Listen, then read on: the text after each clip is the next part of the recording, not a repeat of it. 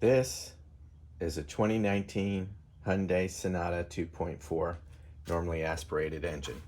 It's time for an oil change. When doing an oil change, you always leave the dipstick out so that you know you're working on it and you don't forget to add oil. The cap tells you what kind of oil it needs, 5W20. And if you're smart, you watch one of my other videos where I tell you to take a picture of the last time you changed the oil and what wrenches or sockets you need. So let's get started. As you can see, I've already written down everything. As you can see, use a genuine oil filter from Kia or Hyundai, same company. The oil you get, so long as it is certified, you're good. And always replace your crush washer because it's so cheap and it just prevents leaks. I did already write the date, the miles, and what wrenches I used. So now I'm ready to go underneath and change the oil.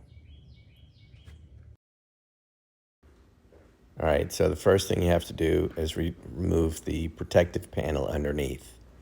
Some people don't put them back on. I think they're necessary because they help with the airflow, and should you get splash up, it keeps the bottom part of the engine nice and dry. On our Mercedes, the alternator is right underneath this panel, so I feel it's necessary to keep that panel on. I use a 6-point socket, or also known as a mechanic socket, because I don't like to strip the bolt pulling it out. I'll pull off the crush washer and I'll replace it right here. And then I'll use my oil wrench after it drips for a little while and pull down the oil filter. Here it comes now. And then I'll just let that drain. When you're taking off the oil filter, you want to make sure that the gasket comes off with the oil filter.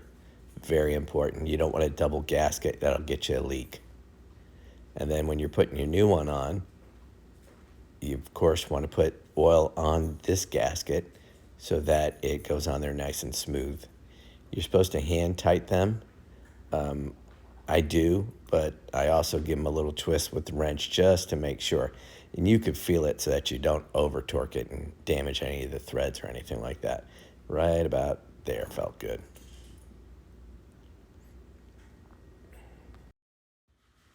As I mentioned, you want to replace the crush washer. Wipe everything dry, nice and dry, and this way you can check for oil leaks easier. So you start the bolt with your hand just so that it doesn't cross the thread. Get everything out of your way, and then go ahead and tighten it up. And you, again, will feel when it feels right. Now I'm using full synthetic oil. That's all I recommend in the weight that the vehicle requires. And you can see how I'm turning the oil can different ways it's so that it fills up without spilling. Well, maybe a little bit of spill. You want to check the oil to make sure you're not overfilling it. And it looks like it needs a little more.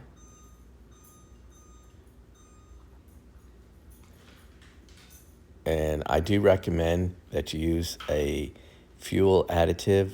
I use Tektron every 3,000 miles or when you change the oil. Then this way you also clean up the filter or the fuel injectors and whatnot. Here I'm starting up the vehicle to make sure that the oil is not dripping. It wasn't. And now I'm checking the oil level and it looks like I need to add a little bit more. So let's go ahead and do that. Back to the fuel additive. These are GDI engines and they do build up carbon and you can't always find good quality gas. So by putting the fuel additive in there, it helps clean it up.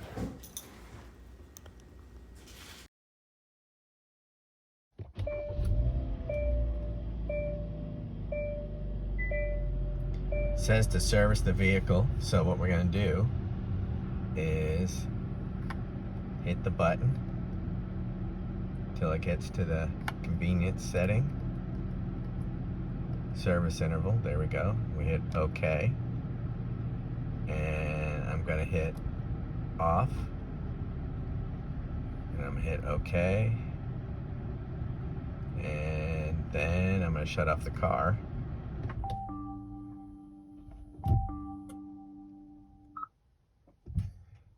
Then I'll start it back up. It should not say system interview,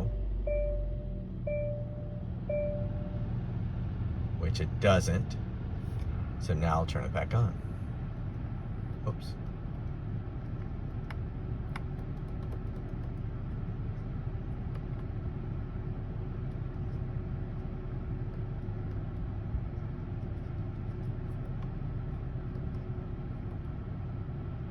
Okay.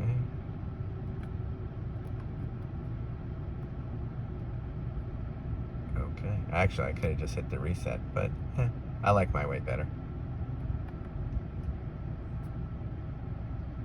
There you go.